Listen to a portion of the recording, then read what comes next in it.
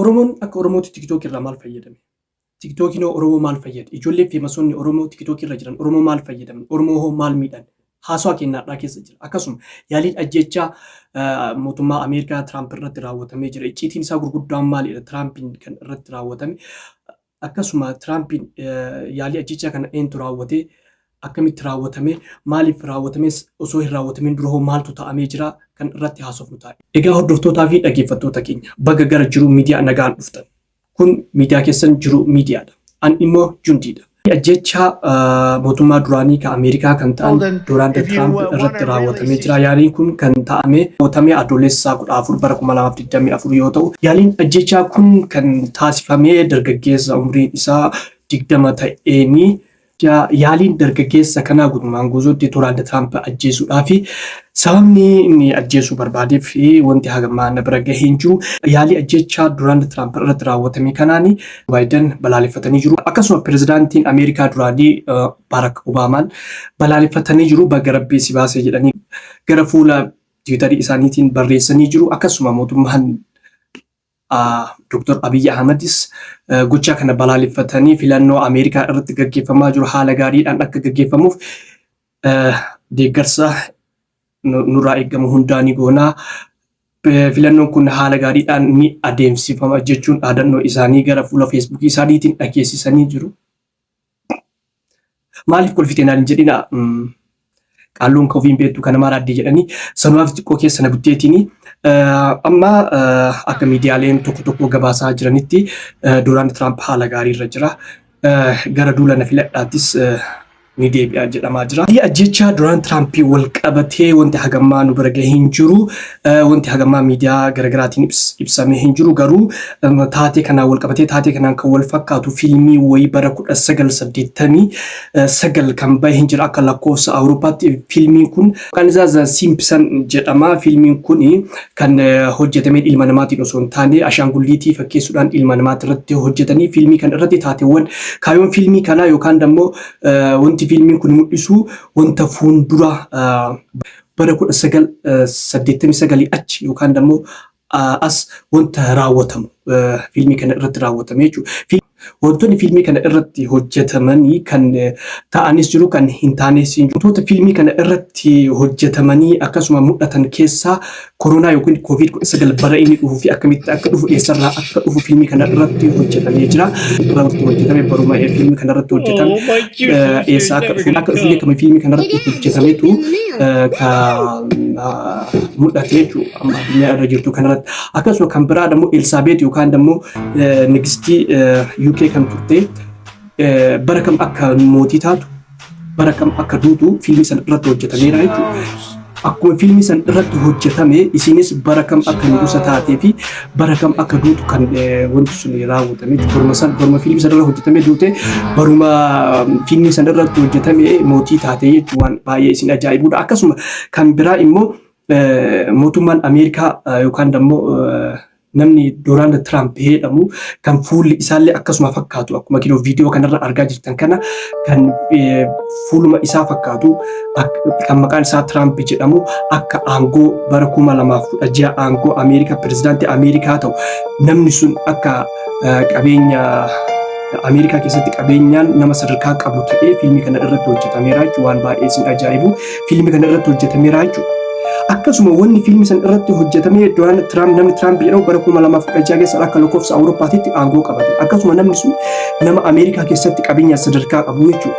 Kan isin ajaa'ibu immoo waa'ee Tiraamp irratti akka Joo Baayiden dhufu namni Joo Baayiden jedhamu kan fuulli isaa akkasuma fakkaatu fiilmii kan irra jira jechuudha. Waan isin ajaa'ibu namni Tiraamp jedhamu deebi'ee akka duula na filadhaa geggeessu bara kam aangoo akka qabatuu fi bara kam aangoo akka gadhiisu akkasuma deebi'ee pirezidaantii Ameerikaa ta'uudhaaf akka dorgomu bara 2024 kana keessa fiilmii kana irratti hojjetamee jira. Waan baay'ee isin ajaa'ibu akkasuma wanti isin ajaa'ibu irra caalaa ajaa'ibu wanti fiilmii kana irratti hojjetame immoo akkuma viidiyoo kana irratti ilaalaa jirtan kan wanti baay'ee isin ajaa'ibu Doonaald Tiraamp akka rasaasaan rukutamu duula na filadhaa irratti akkasuma immoo namni Tiraampiin rasaasa kanaan ajjeesu nama ijoollee yookaan immoo fiilmii sana irratti jaarsa ta'e yookaan immoo ijoollee ta'e kan hojjetame akka itti dhukaafamu itti dhukaafamee immoo fiilmii san irratti wanti hojjetamee jiru itti dhukaafamee hin du'a jedha fiilmii san irratti 50-50 fi wanti fiilmii sanii fi wanti Tiraamp irratti amma ta'ame jechuudha.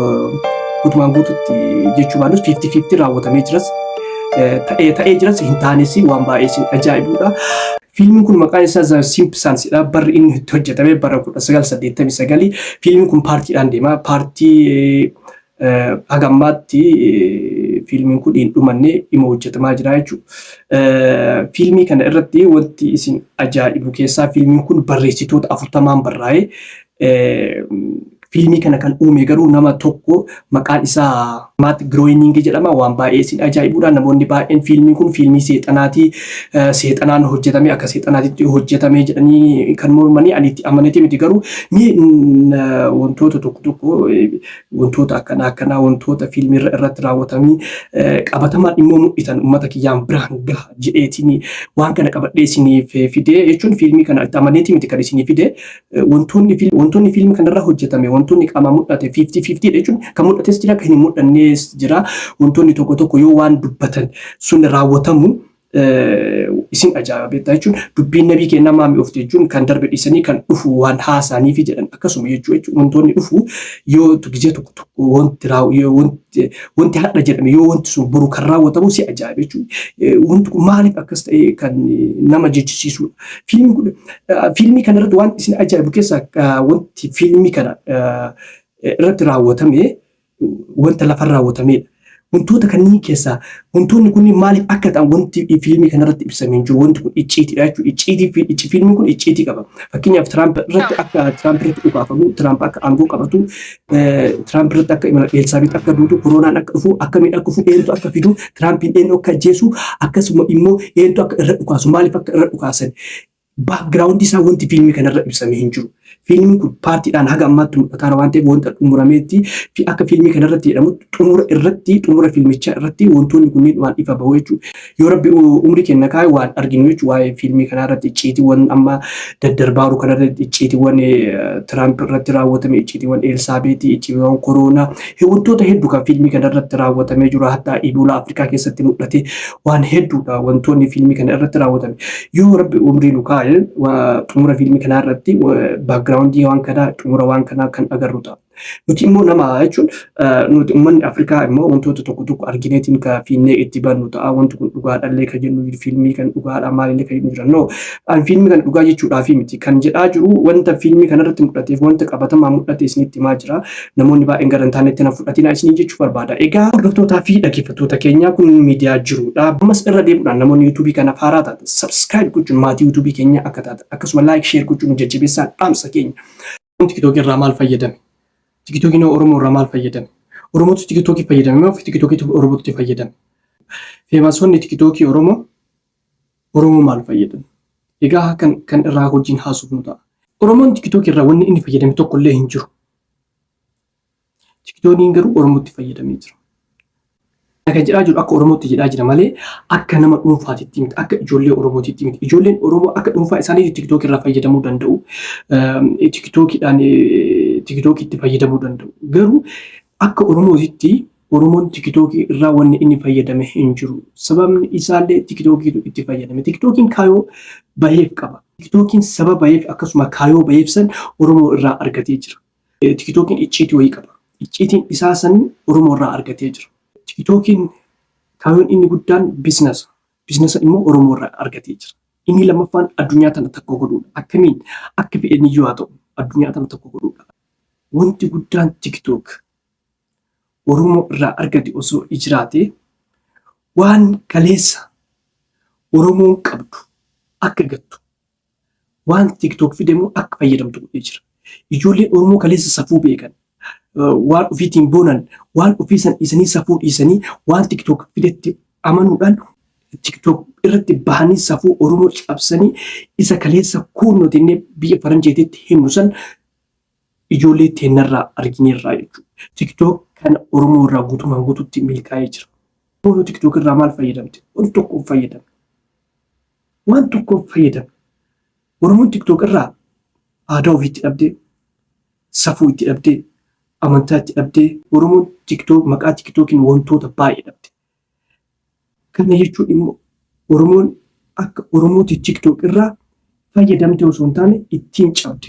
Hamma qabsoon Oromoo ittiin cabu, hamma gosummaan ittiin babal'atu, hamma haati Oromoo ittiin arrabsamu, hamma abbaan Oromoo ittiin arrabsamu, hamma Oromiyaan ittiin arrabsamu. TikTok irratti hayyuutu Oromootu arrabsama. TikTok irratti isa osoo hin baratin doktora ofiin jedhatu ittiin milkaa'e. Wanta kana ifama kanaa godhaati akka Oromootiitti haasaara. Sababni akka Oromootiitti haasaaruuf immoo sababa Oromoo ta'eef. Sababa dirqamni haasoo waan irra jiruuf. TikTok Oromoo yoo dhugumaan parsantiidhaan laale TikTok parsantiis dhibbarraa 95 Oromoo wanta akka hin fayyadamu. TikTok Oromoo irraa fayyadame malee. Feemasoonni TikTok Oromoo maal fayyadame? Ani yoo dhugaa dubbadheef feemasoonni Oromoo ifama naa godhaa garuu kana kan jiru waan jechuun waan wantoota argaa jiru kana waan garaana nyaateef wantoonni argaa jiru waan na dadhabsiiseef wanta kana haasaa jira ifama naa godhaati. Feemasii jechuun waan tokko addunyaa kanarra hojjetanii ittiin beekanii wanti sun yoo kan dhaloonni itti fayyadamu ta'e yoo dhaloonni kan itti irraa baratu ta'e wanti sun ittiin si beeksisee feemasii jedhamta jechuudha. Osoo waan tokko hojjetin, osoo waan takka dhalootaaf waan takka hin qopheessin, osoo dhaloonni waan takka sirraan barsatin ani feemasiidha jechuun baay'ee nama qaanessa jechuudha. Ani feemasiidha hin jedhamu fakkeenyaaf warra waan arrabaan faamasuun waan hin jirredha jechuudha. Arrabaan akkamiin faamasta? Arrabaan dhaloonni maal sirraa barata? Arrabaan homaa sirraan baratanii bara. Ati haadha Oromoo arrabsaa ani feemasii Oromooti jechuun, ati haadha abbaa Oromoo arrabsaa ani feemasii Oromooti jechuun. Oromoo fayyadee jechuun ani waan na ajaa'ibe keessa waan garaa na nyaate keessa Oromoo mataa waan gurguran wayii godhanii gurguranii yoo beesetti jijjiiran baay'ee garaa nama nyaata. Maqaa Oromoomaatiin gootota hedduu dhabneerraa hayyoota hedduu dhabnee jirra. Hamma hammaatti maqaa Oromootiin daggala seenanii kan miidhamaa jiran meeqa qaba. Osoo inni jiru ati baay'ee onlaayinii irra baatee haadha Oromoo arrabsaa, abbaa Oromoo arrabsaa, Oromiyaa arrabsaa, qabsaa Oromoo arrabsaa, hayyuu Oromoo arrabsaa ani feemasiidha. Qabsaa Oromooti ofiin jechuun feemasummaas jechuun kun feemasummaa miti. Feemasii jechuun dhalootaaf waa kaa'udha. Dhaloonni waa sirraa baratudha. Ani jechuun dhiifama naa godhaati. Ana dabalatee dhaloonni amma jirru kun jenereeshinii haasa'uu qabu miti. Jenereeshinii dhageeffatuu qabu. Sababni isaallee nuti dhageeffachuu qabna. Kaleessa dhageeffate kan har'a haasa'uu barbaadantu jira. Nuti ammoo har'a dhaloota har'aati waan ta'eef nuti dhageeffatuu qabna. Sababni isaa boru haasofna waan ta'eef har'a yoo haasofne boru waan haasofnu hin jiru dhalootaan tuffatama. Dhaloonni boru nu tuffatan. Waan har'a warri kaleessa dhageeffatan har'a nutti haasa'an nuti ammoo boru deemnee dhalootaaf haasofna. Dhaloonni boru waan nurraa eega. Har'a yoo haasofne boru waan haasofnu qabu. Wanti nuti har'a haasa'aa jirru immoo waan dhaloota fayyadaatii miti. Waan dhaloota fayyadaa warra haasa'u warri kaleessa dhageeffate keessa jira. Wanni har'a nuti haasofnu kun waan kaleessa nuti dhageeffannee miti. Wanni kaleessa nuti dhageeffannee tokkollee hin jiru. Warri dhageeffatan hin jiran. Isaan irraa warri kaleessa dhageeffatan kan har'a haasa'uu barbaadan jiru. Nuti ammoo isaan irraa dhagahuu qabna malee har'aan tana deebinee osoo waan takka hin dhagahin haasa'uun keenya waan nuti haasofnu sun waan vaaliyuu hin qabu. Haasa'uma ta'eef haasofna malee haasaa nuuf vaaliyuu qabu miti. Yoo irra caalaa nuti dhaloonni amma ana dabalate har'a haasa'urra dhageeffatuutu irraa nu warraa wayyaa. Sababni isaallee boru haasofna waan ta'eef. Boru dhaloonni gurra qaree nu caqasa. Dhaloota boru qaree nu caqasuuf yoo har'a hin dhageeffanne boru haasa'uu hin dandeenye. Feemasoonni Oromoo faamasuun isaanii arrabaanii waan dhageeffatan hin qabanii, waan haasaan hin beekanii, warra kaleessa dhagahe kan har'a haasa'uu barbaadan miidiyaa irraa ali'an. Sababni isaallee warri dhaloota dhageeffatuu qabu nuti. Dhaloota haasa'uu qabu miti.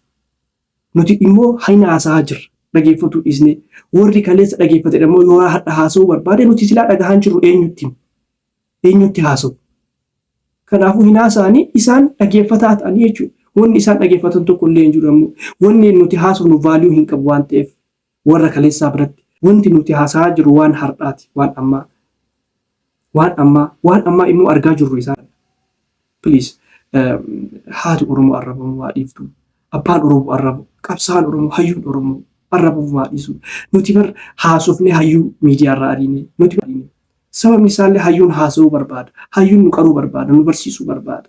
Waan kaleessa dhageessan hadha nu unga'uu barbaada. Nuti dammoo waan hadha dhageenye dhaloota keenya dhaloonni waan irraa barachuu qaba. Feemas jechuun waa wayii hojjettee dhalootaaf yoo keetteedha kan ati feemasii jedhamtu. Dhaloonni boru waa yoo waa sirraa barateedha. Nuti immoo arraba dhaloota barsiisaa jirra. Feemasiin jedhamu. Feemasii jechuun akkasii miti. Famasuun arrabaanii miti. Famasuun waa hin taane dalaganiiti miti. Famasuun qullaa bahaniiti miti. Nyaan TikTok irra maalirra jirti? Nuti immoo akka Oromootiin maalirra jirra? Nuti bar deemnee TikTok irratti dhimma gosummaa Oromootu gosaa wal qoonnee dhiyootan ammaa wanni deemaa jiru ijoollee Arsii fi Walloo jedhanii wal qoodanii biyya Arabaa keessatti ijoolleen Walloo ijoollee Arsii qabdee laayivii tuuti. Ijoolleen Arsii immoo ijoollee Walloo qabdee laayivii tuuti. Tis sheem kun sheem guddaa wallaahi. Sheem of ilaalaa hin jiru akka Oromootti. Nuti maal hojjetaarra jennee of ilaalaa hin jiru. Addunyaa wajjin addunyaan garam deemaa jirti immoo garam deemaa irra jirti of ilaalaa hin jiru. Addunyaan dhimma gosummaa dhimma maalii keessaa baatee jirti. Addunyaan dhimma nuti akka Oromootitti tokkummaa fa'a addunyaan akka saba isaaniitti tokkummaa faarsu miti akka addunyaatti tokkummaa jedhaa jiran. Nuti immoo akka Oromootti waan kan irraa dubbachuu hin barbaadu dhimma amma Walloo fi Arsii deemamaa jiru san irraa dubbachuu hin barbaadu. Sababni isaallee garuu wantoonni tokko dirqamaan akka dubbattu si godhan. Taane hojjettee itti fammasuudhaaf jecha yoo waan hin taane hojjettu yoo nuti irraa dubbanne waan san taaftee fammasti jechuudha. Wantoonni akkana ijoollee akkana itti fammasuu hin qabu. Wantoota akkanaatti fammasuu hin qaban. Nuti nama san fooloo godhuu miti riippoorti godhuudha. Nama waan akkasii dalagu. Nuti immoo nama waan badaa dalage maaliif fooloo godhu? Annaa ijaa'iba gisee tokko nama waan badaa dalage akkamii fooloo godhama? Itti fammasuuf jecha yoo kanama ajjeesanii nuti fooloo godhuu qabnaa? Nama san dadhabsiisuu qabna akka wanti biraan dhalanne akka namni kana fakkaatu boru hin dhufneef nama san dadhabsiisuu qabna. Siraat an Oromoo waan ta'eef akka Oromootti dubbataa jira. Nama jechuun nama miidhullee hin barbaanne waan namaallee haasa'uu hin barbaanne inaaffaallee hin qabu. Garuu jechuun waan tokko yoo garaas nyaatan irraa yoo dubbattee waatu si cabasaniif naaf haa cabanii fi dhiifama naa godha yoo dhuunfaadhaan akka dhuunfaatitti illee hin dubbanne garuu yoo dhuunfaadhaan wanni kun na ilaallate jettee yoo ati abbaan ofirraa dubbatte weel an hin beeku garuu an dhiifama naa godhaa haasa'e waan ta'eef hooma argaa jiru hooma adeemamaa jiru nuti akka Oromootitti tokkummaa barbaanna. Inni biraa immoo wanni kana godhaa jiru ijoolleen biyya Arabaa jirtan keessatti of jijjiiruuf jecha maatii keessan biraa baatanii waan hin taane daladdan. Isin of jijjiiruudhaaf kaayoon manaa baataniif of jijjiiruudhaaf haadhaaf abbaan kiyyaa hin argu miidiyaa sooshaal miidiyaa irraa hojjetta jettanii wantoota hedduu yoo daladdan argina. Maatiin keessan hin argaa kana beekaa wallaahi maatiin keessan hin argaa namummoo hedduu viidiyoo keessa fuudhee kan qarasiin buna gamsiin qalbii caba. Maaliif dhale haga jedhu maaliif gaa? Jechuun gisee tokko yoo kabaja ofii keenyaallee daganne kabaja maatii keenyaallee eeguun dirqama. Sababni isaallee maatiin keenya waan nurraa eega. Maatiin keenya nu kabaja nu amanaa. Yoo waan hin taane nurraa arge immoo qalbii isaaniitu caba. Wantoota akkanaa irraa ijoollee shamarran biyya Arabaa jirtan keessatti osoo irraa of eeddanii ijoolleen biyya Arabaa jirtan irraa osoo of eeddanii jechuun barbaadeeti akka gorsaatitti jechuun anillee waa beekeetii miti waanuma argaa jiru waa beekeetii miti kan isinitti himaa jiru akkam tokko miibi waan na dhagaame keessi kun ni qabbanaa yoo haasa'e jedheeti. Inni biraa immoo ijoolleen giftaroota namuma argitaniif giftariin kennina jechuun giftarii yoo kennitanis hin jiraami Oromummaa daldala godhatanii yoo ittiin daldalan isin dhugaa dheettanii fudhatina. Oromummaan daldalaa miti. Ati hamma giftarii leenci tokkichi duraa 300 hamma duraa 300 nama hin beekneef sababa Oromootiif bahee Oromoodha jedheef nama hin beekneef eenyummaa isaan beektu baakgiraawundi isaan beektu waan tokko isaan beektu leenca yoo bituuf it is shame. Maatii keetiif buna bitiif isaan milkooftaa mana amantaa ijaar isaan milkooftaa dhugaa siin jedha. Kallattii makamiin waa ta'u yoo kan dhugaadhaaf Oromoodhaaf qabsaa'e kan dhugaadhaaf Oromoodhaaf hojjetu isa deeggare Maaliif dhaloota ijaaraa jirta waan ta'eef. Inni dhugaadhaaf Oromoodhaaf qabsaa'aa jiru dhaloota ijaaraa waan ta'eef atis yoo isa deeggartee dhaloota ijaarta. Inni garuu asirratti miidiyaa irra bahee afaan haasahee maqaa Oromootiin dardaru isuma har'a ani Oromoodha miidiyaa irra bahee osoo waan tokko Oromoodhaaf hojjetin miidiyaa irra bahee ani Oromoodha ofiin jedhutu boru Oromoo irratti diinoof deema diina Oromoo ta'uuf deema. Please ijoolleen nama giftii kennitaniifis adda baafadhaa. Ani inaafuu kootii fi miti. Ani tiktookis hin qabu. Inaafuu fi miti. Kan kana haasaa jiru wooma garaana nyaatee wooma bakka na dhagaame wayiti yoo isin mufachiise dhiifama naa godha. Hordoftootaa fi dhaggeeffattoota keenyaa kun miidiyaa keessan miidiyaa jiru miidiyaadha. Namoonni yuutuubii kana faaraa taatan sabskiraayib gochuun maatii yuutuubii keenyaa akka taatan. Laayik sheer gochuun jajjabeessaan dhaamsa keenya. Nuti wanti isin biraan kennu jiruuf jireenya ilmaan Oromoo itti jiran akkasumas sabni Oromoo maal irra jira addunyaan maal irra jirti jiruuf jireenya addunyaa tanaa kan qabannee isiniif dhiyaannu ta'a. Yeroo hundumaa namoonni yuutuubii kanaaf haaraa taatan ammas sabskiraayib gochuun maatii yuutuubii keenyaa ta'a. Laayik gochuun sheer gochuun jajjabeessaan dhaamsa keenya waan nu dhaggeeffattaniif galatoomaa.